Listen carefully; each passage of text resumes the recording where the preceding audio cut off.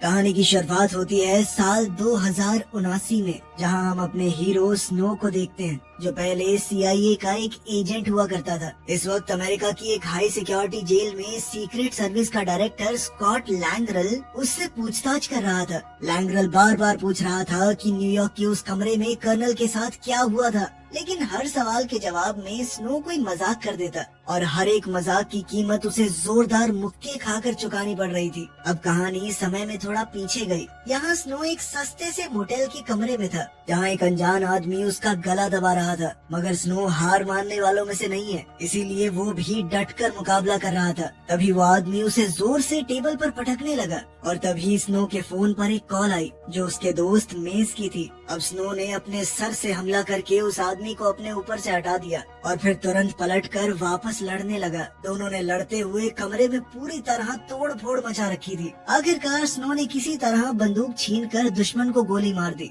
जिसके बाद वो आदमी जमीन पर गिर पड़ा, जहां उसके साथ 2 और लाशें पड़ी थी। आखिरकार स्नो ने फोन उठाया। मेस ने टेंशन भरी आवाज में बताया कि तुझे चारों तरफ से घेर लिया गया है, जल्द से जल्द वहाँ से निकलना होगा तुझे। स्नो घुटनों के बल बैठकर कर्नल के पास गया। कर्नल ने अपना लाइटर उसके हाथ में दिया और कहा कि वो उनके हाथ नहीं लगना चाहिए। स्नो ने पास में पड़े ब्रीफकेस की तरफ देखा और कहा कि सब कुछ ठीक हो जाएगा, मगर उसी पल कर्नल ने दम तोड़ दिया। अब स्नो ब्रीफकेस को उठाने ही वाला था कि बाहर सायरन की आवाज ने बता दिया कि पुलिस आ चुकी है। स्नो ने गद्दे का इस्तेमाल करके पुलिस वालों को चकमा दिया, उन्हें जोर से मारा और कमरे से निकलकर सीधा छत पर जा पहुंचा, जहां उसके पास कूदने के अलावा कोई दूसरा रास्ता नहीं था। वो सीधा नीचे जमीन पर जा गिरा और ब्रीफकेस भी उसके पास ही था। उसने तुरंत ब्रीफकेस उठाया और भागना शुरू कर दिया, क्योंकि पुलिस उसके पीछे पड़ चुकी थी। तभी उसे एक बाइक दिखी और बिना 1 सेकंड लगाए उसने वो चुरा ली। अब वो हाईवे पर फुल स्पीड में बाइक दौड़ा रहा था। इसी बीच उसे मेस का कॉल आया। उसने स्नो को सबवे पर मिलने को कहा और साथ ही फोन को तुरंत फेंक देने को कहा, क्योंकि पुलिस वाले उसे ट्रैक कर रहे थे। स्नो ने बिना देर किए फोन को गिरा दिया और उसी वक्त उसका पीछा कर रहा हेलीकॉप्टर अचानक धमाके से फट गया। फिर जैसे ही सबवे स्टेशन नजर आया, स्नो बाइक को सीधा अंदर ले गया और रेलवे ट्रैक पर गिरने से पहले वो बाइक से कूद गया। फिर वो दौड़ता हुआ स्टेशन के अंदर से गुजरा और प्लेटफॉर्म नंबर 10 पर पहुंच गया, बिल्कुल उसी वक्त जब ट्रेन निकलने वाली थी। दरवाजे बंद होने से 1 सेकंड पहले उसने ब्रीफकेस को अंदर फेंक दिया, जिसे ऐन वक्त पर मेस ने पकड़ लिया। लेकिन तभी पुलिस पीछे से आई और उसे गिरफ्तार कर लिया। अब कहानी वापस आज के समय पर आई, यानी जब स्नो जेल में था।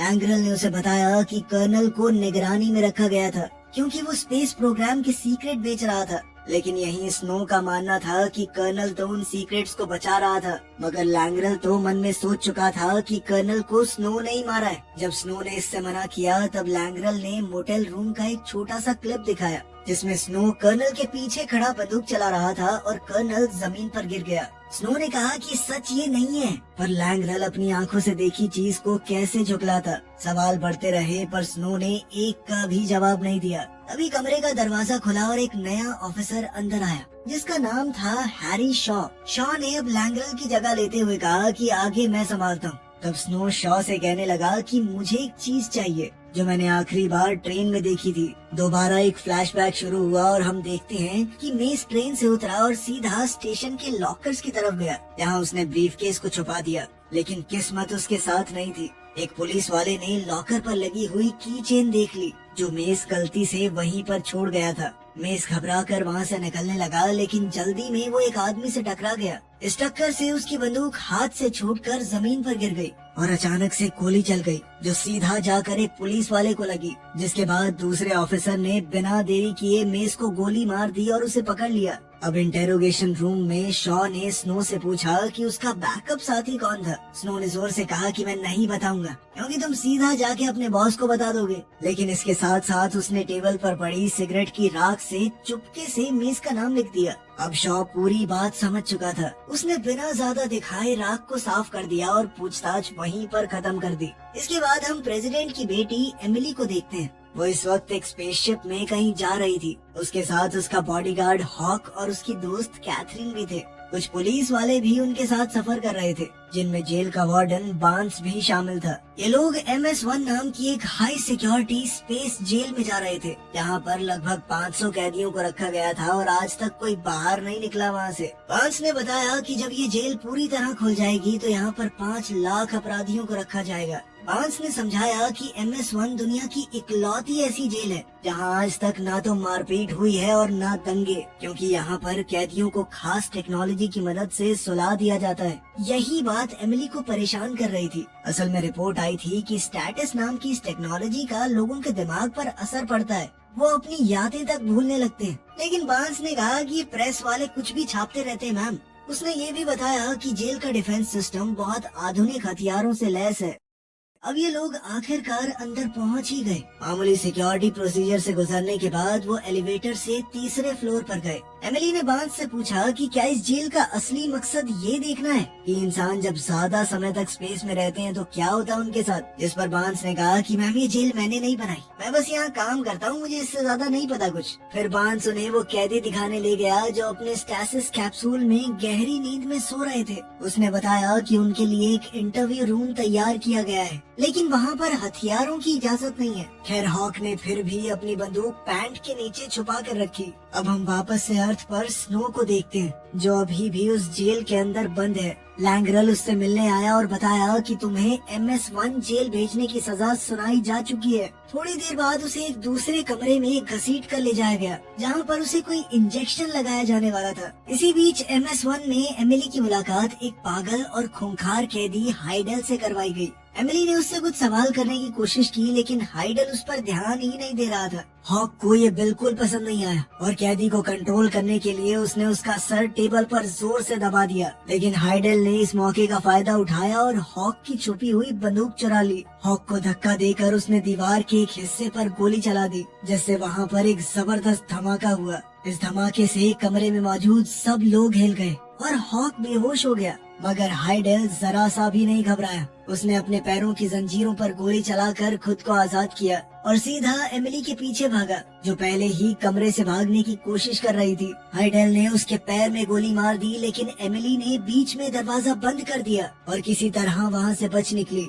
फिर हम स्पेस पुलिस के एक शिप को देखते हैं, जहाँ पर अलार्म बजने लगे थे और उन्हें MS-1 में लगी हुई आग की चेतावनी मिल चुकी थी। उधर एमिली कंट्रोल रूम में घुसी और एक साइंटिस्ट को छुपने को कहा और फिर वो खुद भी छुप गई, मगर जल्द ही हाइडल भी उस कंट्रोल रूम में घुस आया। उसने अपनी बंदूक साइंटिस्ट पर तान दी और गुस्से में पूछा कि एमिली कहाँ है। साइंटिस्ट बहुत कंफ्यूज था, उसे कुछ भी समझ नहीं आ रहा था। कोई जवाब न मिलने पर हाइडल और भी भड़क गया। उसने साइंटिस्ट को जोर से धक्का दिया, जिससे वो कंट्रोल पैनल्स के बटन्स पर जा गिरा और गलती से कंट्रोल रूम एक्टिवेट हो गया। जैसे ही हाइडल को समझ में आया कि क्या हुआ है, उसने तुरंत साइंटिस्ट को पकड़ लिया और उसे मजबूर किया कि सारे कैदियों को उनके कैप्सूल से आजाद कर दे। फिर जैसे ही काम खत्म हुआ, हाइडल ने बिना हिचकिचाए उसे गोली मार दी। फिर वो ड्रामा करते हुए रूम से निकलने का नाटक करने लगा, लेकिन कुछ ही पलों बाद एमिली के सामने आ खड़ा हुआ। अब पूरी जेल में अफरा तफरी मच चुकी थी। जो कैदी अभी तक सो रहे थे वो अब आजाद होकर हर तरफ तोड़ फोड़ और दंगे करने लगे। वहीं कैप्सूल में हाइडल का भाई एलेक्स भी था।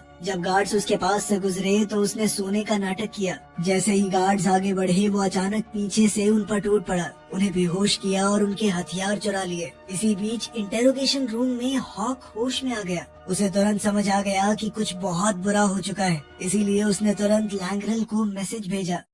उधर कंट्रोल रूम में हाइडल ने एमिली को पकड़ लिया था। उसने एमिली को टेबल पर जोर से दबाया। वो उसके साथ जबरदस्ती करने की कोशिश कर रहा था। तभी एलेक्स वहाँ पहुँच गया, जो कैदियों के एक छोटे से ग्रुप का लीडर बन चुका था। उसने हाइडल को रोका और कहा कि हमें पुलिस का सामना करना है, उसके लिए हमें हॉस्टेज चाहिए होंगे, हम इस लड़की को ढाल बना सकते हैं। उसी वक्त पुलिस ने कैदियों से संपर्क करने की कोशिश की। तभी एलेक्स ने स्क्रीन पर पुलिस स्पेसशिप्स को अपनी तरफ आते हुए देखा और वो समझ गया कि उन्हें घेर लिया गया है। अब हाइडल ने एक और साइंटिस्ट को पकड़कर सिक्योरिटी सिस्टम एक्टिवेट करने को कहा, मगर साइंटिस्ट ने डर के मारे बड़ा सा रेड बटन दबा दिया, जिससे उस आधुनिक जेल के हथियार एक्टिवेट हो गए और उसने पुलिस की शिप्स पर ही फायरिंग शुरू कर दी। इसी दौरान लैंग्रल और शॉ व्हाइट हाउस में प्रेसिडेंट से मिलने गए और उन्हें MS-1 के हालात बताए। प्रेसिडेंट अपनी बेटी को लेकर बहुत परेशान था, लेकिन एमिली के शरीर में लगी हुई एक चिप की वजह से उसे पता है कि अब ही तो वो जिंदा है। वो डिवाइस हर वक्त एमिली के शरीर को ट्रैक करता है। अब लैंग्रेल वहाँ पर सीधा स्पेशल फोर्सेस को भेजना चाहता था, लेकिन शॉ ने कहा कि पहले थोड़ा सोच लेते हैं। उसने समझाया कि अगर फौजियों को भेजा गया तो एमिली की जान खतरे में पड़ सकती है। फिर उसने एक दूसरा प्लान बताया जिसमें सिर्फ एक आदमी ये काम कर सकता है। उसका सीधा इशारा स्नो की तरफ था,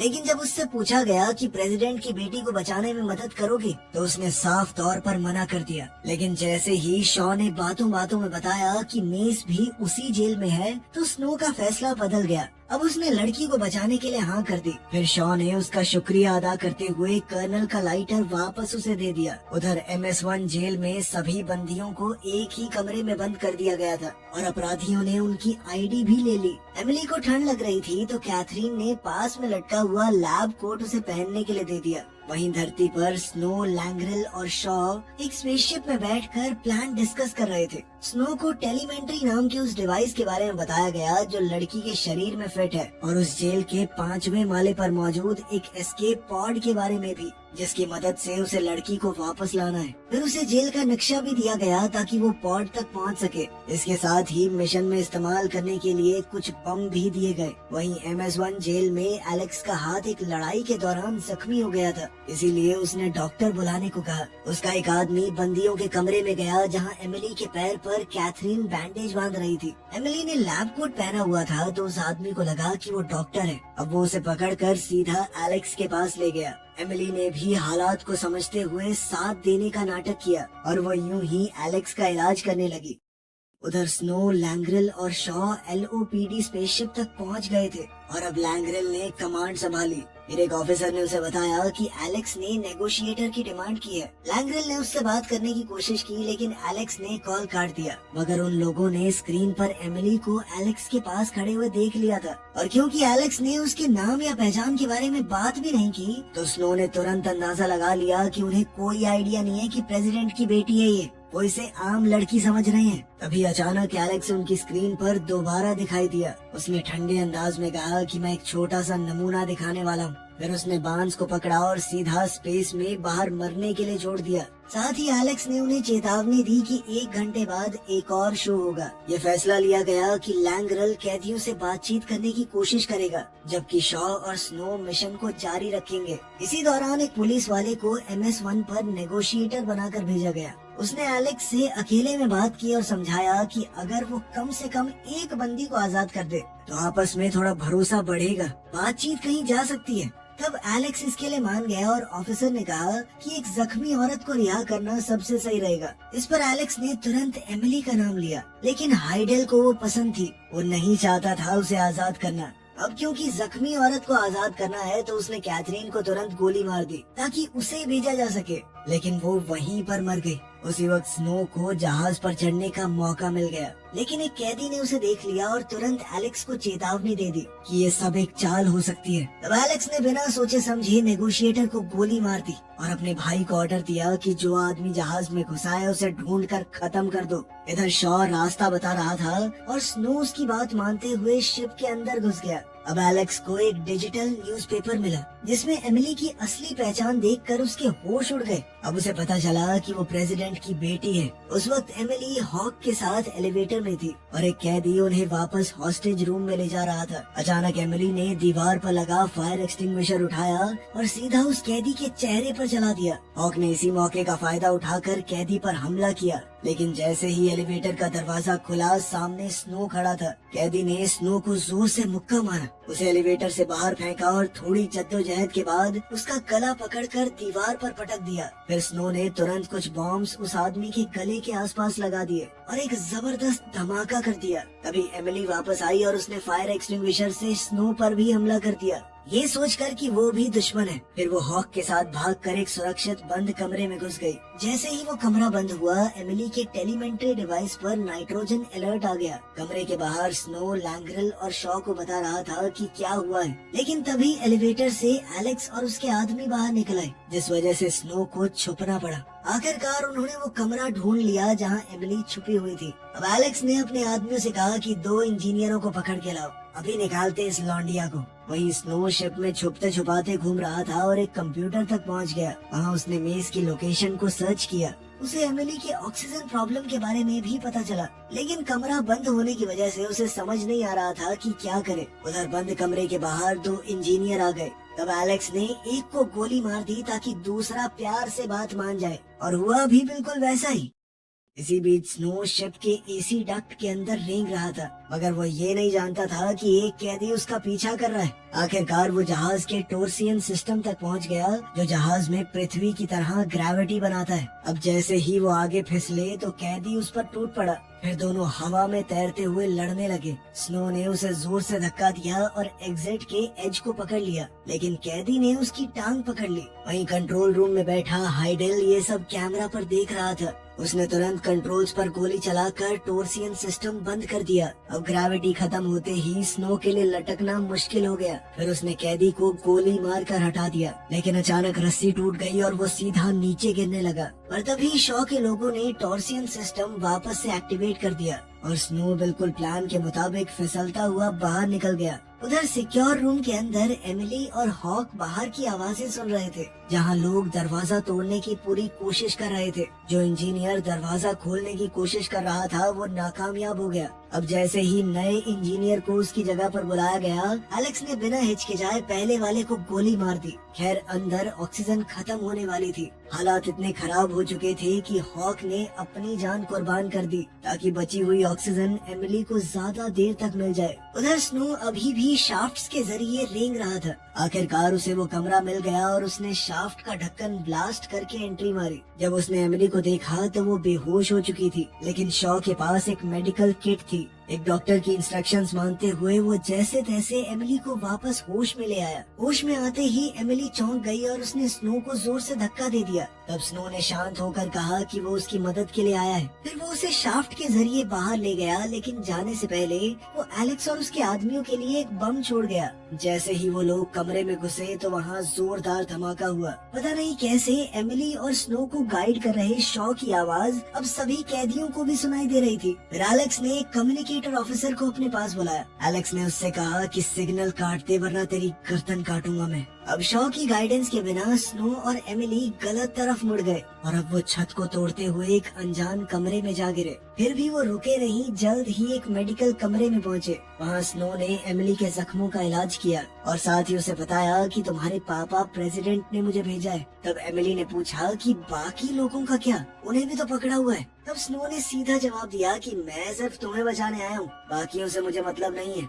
जब एमिली नहीं मानी तो स्नो ने उसे नक्शा और बंदूक देकर कहा कि इतनी चिंता हो रही है ना सबकी, तो जाके बचा ले। लेकिन एमिली को यही समझ में नहीं आ रहा था कि वो है कहाँ पे। तभी शिप की हर स्क्रीन पर एलेक्स का मैसेज आया। उसने एमिली की आईडी की फोटो दिखाई और सबको ऑर्डर दिया कि अगर वो दिखे तो उसे पकड़ ले। ये देखकर स्नो को उस पर तरस आ गया और उसने कहा कि इतना मत सोचो, मेरे साथ रहो। इसके बाद दोनों एक स्टोर रूम में घुसे। यहाँ स्नो ने एमिली को कैदियों की यूनिफॉर्म दी और जबरदस्ती उसके बाल काट कर डाई कर दिए ताकि वो उसकी पहचान को छुपा सके। साथ ही उसने एमिली को एक टोपी दी और फिर अचानक से उसके चेहरे पर एक मुक्का मार दिया ताकि एक और निशान बन जाए, बिल्कुल भी पहचान में न आए।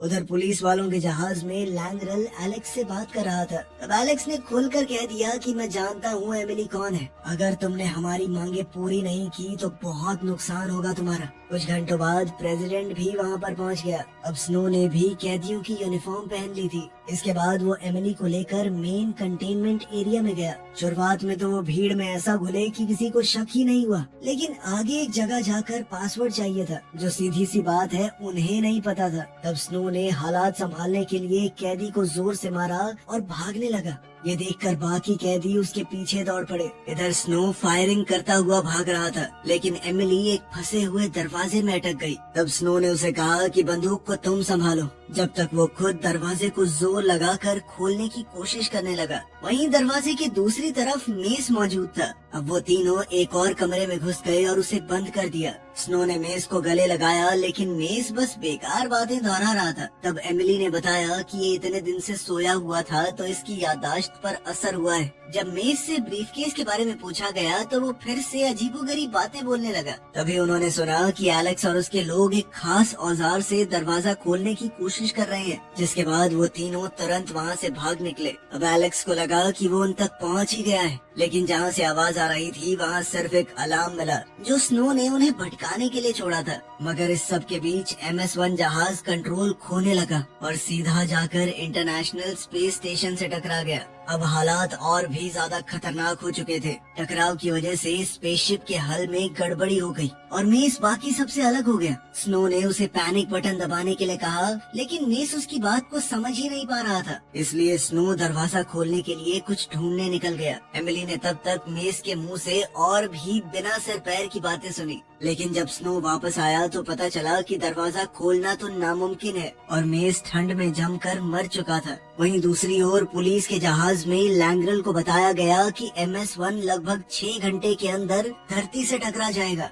इसीलिए उसने डिपार्टमेंट ऑफ जस्टिस को एक प्लान के साथ कॉल करने का फैसला किया। इसी बीच स्नो और एमिली आखिरकार पॉड रूम तक पहुंच गए थे, जहां उन्होंने देखा कि गवर्नमेंट शिप्स उनकी तरफ आ रही हैं, लेकिन उन्हें बचाने के लिए नहीं। जो पॉड उन्हें मिला था उसमें सिर्फ एक ही सीट थी। तो स्नो ने एमिली से झूठ कह दिया कि मेरे पास दूसरा पॉड है ना, मैं उसकी मदद से आता हूँ। फिर पॉड लॉन्च हो गया, लेकिन कुछ ही पलों बाद एमिली स्नो के पीछे खड़ी नजर आई। वो जानती थी कि जब तक वो जहाज पर रहेगी उसके पिता हमले की इजाजत नहीं देंगे, क्योंकि वो अभी भी मासूम लोगों को बचाना चाहती थी। वहीं स्नो मदद तो नहीं करना चाहता था, लेकिन एमिली ने झूठ बोलकर उसका मन बदल दिया कि मेस ने मुझे मरने से पहले ब्रीफकेस की लोकेशन बता दी थी। तभी हाइडेल शिप की स्क्रीन पर आया और उसने धमकी दी कि अगर एमिली ने अपनी लोकेशन नहीं बताई तो वो हर 3 सेकंड में एक हॉस्टेज को मार देगा। तब एमिली ने मजबूर होकर अपनी लोकेशन दे ही दी, लेकिन हाइडेल ने फिर भी सभी मासूम लोगों को मार डाला। फिर स्नो ने उसे खींचकर एलिवेटर में डाला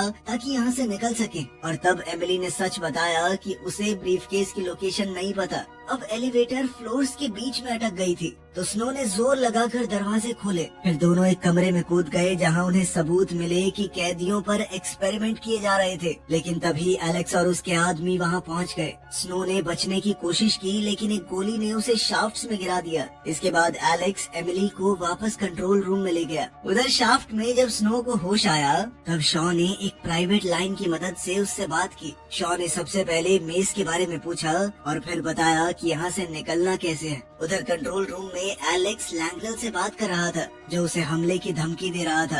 एलेक्स ने एमिली से कहा कि वो अपने पिता से हमला बंद करने को कहे, लेकिन एमिली ने कहा कि पूरी जेल को ही उड़ा देना चाहिए, सिर्फ दरिंदे बचे हैं यहाँ पर। लेकिन फिर भी प्रेसिडेंट ने हमला करने से मना कर दिया, जिसके बाद लैंग्रल ने कॉन्स्टिट्यूशन रूल्स का इस्तेमाल करके उन्हें उनकी पोस्ट से हटा दिया, क्योंकि प्रेसिडेंट अपने निजी मामले को देश से ऊपर रख रहा था। इसके बाद लैंग्रल ने हमले की इजाजत दे दी। एलेक्स और हाइडल ने जब सामने से आ रही शिप्स देखी तो दोनों के बीच जोरदार झगड़ा शुरू हो गया। हाइडल ने अपने ही भाई को चाकू मार दिया और एमिली के पीछे भाग रहा था, लेकिन बिल्कुल सही वक्त पर स्नो वहां पहुंच गया और उसने हाइडल को बेहोश कर दिया। यहाँ MS-1 सिक्योरिटी शिप्स की गोलीबारी का सामना कर रही थी और कैदी उनका पीछा कर रहे थे। तब स्नो एमिली को एक कमरे में ले गया, जिसके बारे में उसे शॉ ने बताया था। अब दोनों ने दरवाजा लॉक किया, स्पेशल स्पेस सूट्स पहने और जहाज में धमाका होने से बिल्कुल पहले उससे कूद गए। धमाके की फोर्स ने उन्हें इतनी जोर से धकेल दिया था कि वो सीधा धरती पर लैंड कर गए, जहां पुलिस ने उन्हें ढूंढ लिया और आखिरकार एमिली को रेस्क्यू कर लिया गया। फिर स्नो को दोबारा से गिरफ्तार कर लिया गया। कुछ दिनों बाद एमिली हॉस्पिटल बेड पर थी, जब उसके टैबलेट पर लिखे कोट ने उसे सब कुछ समझा दिया। अब वो मेस के आखिरी शब्दों को समझ चुकी थी, यानी अब उसे सच में ब्रीफकेस की लोकेशन पता थी। अब एमिली तुरंत हॉस्पिटल से निकलकर सीधा स्टेशन पहुंची और मेस के शब्दों में छुपा हुआ नंबर डिकोड किया। उसी नंबर की मदद से उसने सही लॉकर खोलकर आखिरकार ब्रीफकेस हासिल कर लिया। इसके बाद वो मोटेल रूम भी गई और वहीं हमें पता चला कि उस दिन आखिर क्या हुआ था। स्नो ने बिल्कुल उस वक्त गोली चलाई थी जब एक छुपे हुए हमलावर ने कर्नल पर गोली चला दी थी, और लैंग्रल, जो कि साथ की बिल्डिंग की छत से सब कुछ देख रहा था, उसे लगा कि गोली स्नो ने ही मारी है। फिर एमिली ने ब्रीफकेस अपने पिता को दिया और कहा कि कुछ तो आपको करना होगा। इसके बाद हम डिटेंशन सेंटर को देखते हैं, जहां शॉ स्नो से मिलने आया था। तब एक पुलिस वाला ब्रीफकेस शॉ के पास लेकर आया ताकि उसे स्नो को दिखाया जा सके। स्नो ने समझाया कि कर्नल सीक्रेट्स बेच नहीं रहा था, बल्कि कि उन्हें वापस कर रहा था वो तो, लेकिन जब शॉ ने ब्रीफकेस खोला तो वो एकदम खाली निकला। स्नो ने तुरंत कहा कि ये तो बड़ी अजीब बात है, तुम्हें पहले से पासवर्ड कैसे पता? तब ये खुलासा होता है कि शॉ एक खबरी था और लैंगरेल वहाँ उसे गिरफ्तार करने पहुँच चुका था। अब उसकी बेगुनाही साबित हो चुकी थी तो स्नो आखिरकार डिटेंशन सेंटर से बाहर निकला। वो सिगरेट जलाने की कोशिश कर ही रहा था कि तभी उसे पता चला कि लाइटर के अंदर एक सीक्रेट SD कार्ड छुपा हुआ है और यही वो असली चीज थी जिसे कर्नल ने कहा था कि दुश्मन के हाथ ना लगे। अचानक एमिली वहाँ आई और उसने बताया कि मुझे तुम्हारा असली नाम पता चल गया है, मैरियन, है ना? अपना बदला लेने के लिए एमिली ने उसे एक मुक्का मारा और फिर दोनों एक दूसरे के साथ मजाक करते हुए वहाँ से निकल गए। वीडियो पसंद आई तो लाइक कर देना, चैनल को सब्सक्राइब कर लेना। मिलते हैं अगली वीडियो में।